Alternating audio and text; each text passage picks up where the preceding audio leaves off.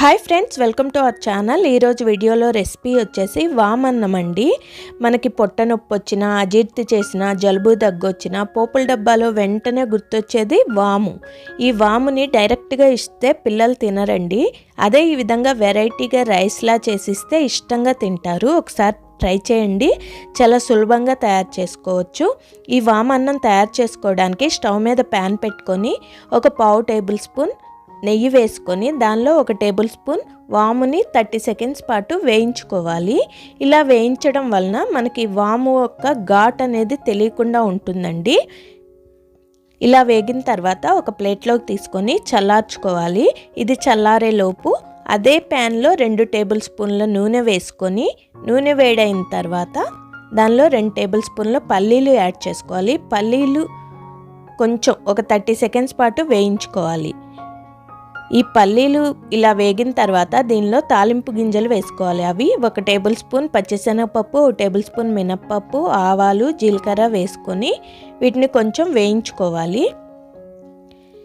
ఇలా పప్పులు ఎక్కువ వేయడం వలన పిల్లలు చాలా ఇష్టంగా తింటారు.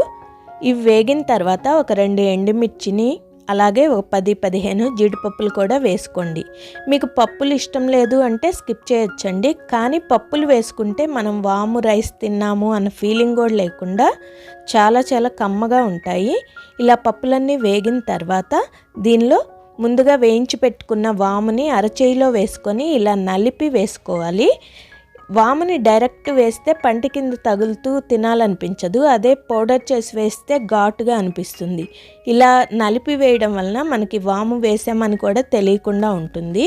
ఇది వేసిన తర్వాత కొంచెం వేయించుకొని దానిలో ఒక మీడియం సైజు ఉల్లిపాయని సన్నగా పొడవుగా కట్ చేసి వేసుకున్నాను. అలాగే 2 పచ్చిమిర్చి, కరివేపాకు వేసుకోవాలి. పచ్చిమిర్చి మీ కారంకి తగినట్లు వేసుకోండి. ఇక్కడ ఇంకా కారం ఏమి యాడ్ చేయము, ఒట్టి పచ్చిమిర్చేనండి. ఉల్లిపాయలు వేగడానికి కొంచెం ఉప్పు వేసుకోండి, తొందరగా మెత్తగా అవుతాయి. ఈ ఉల్లిపాయలు బ్రౌన్ కలర్ రావాల్సిన అవసరం లేదు, కొంచెం మెత్తగా అయితే సరిపోతుంది. ఇలా ఉల్లిపాయలు మెత్తగా అయిన తర్వాత కొంచెం పసుపు, రుచికి సరిపడినంత ఉప్పుని ఇప్పుడే యాడ్ చేయడం వలన అన్నంకి చక్కగా పట్టి రుచిగా ఉంటుంది. ఇప్పుడు దీనిలో ఉడికించి చల్లారబెట్టుకున్న అన్నంని వేసుకొని కలుపుకోవాలి. ఈ అన్నంని నేను 1/2 కిలో బియ్యాన్ని ఉడికించుకొని పెట్టుకున్నాను. 1/2 కిలో బియ్యానికి 1 టేబుల్ స్పూన్ వాము అయితే సరిపోతుంది. ఈ వేడి అన్నంతోనే కాకుండా మిగిలిపోయిన అన్నంతో కూడా ఈ రైస్ తయారు చేసుకోవచ్చండి.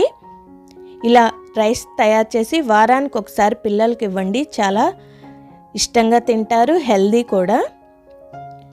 అన్నంని ఇలా చల్లార్చుకోకుండా కలుపుకుంటే మనకి మెత్తగా అయిపోయి పేస్ట్ లాగా అనిపిస్తుంది.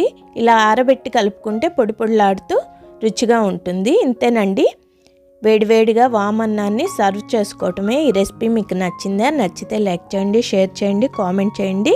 కొత్తగా చూస్తుంటే సబ్స్క్రైబ్ చేసుకొని పక్కనే బెల్ సింబల్ని ట్యాప్ చేయండి. Thank you for watching.